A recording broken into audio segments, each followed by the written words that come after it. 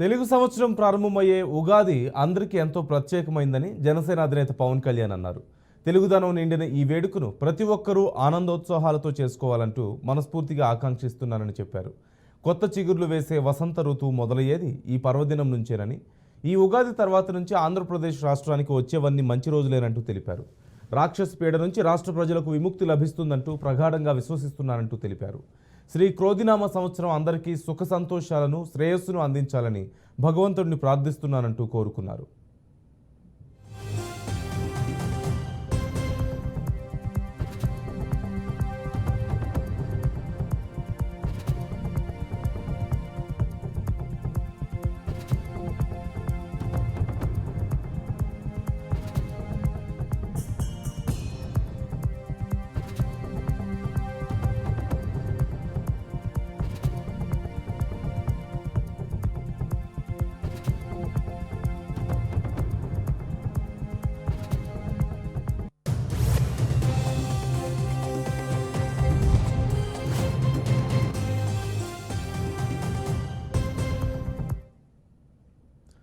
తెలుగు సంవత్సరం ప్రారంభమయ్యే ఉగాది అందరికీ ఎంతో ప్రత్యేకమైనదని జనసేన అధినేత పవన్ కళ్యాణ్ అన్నారు.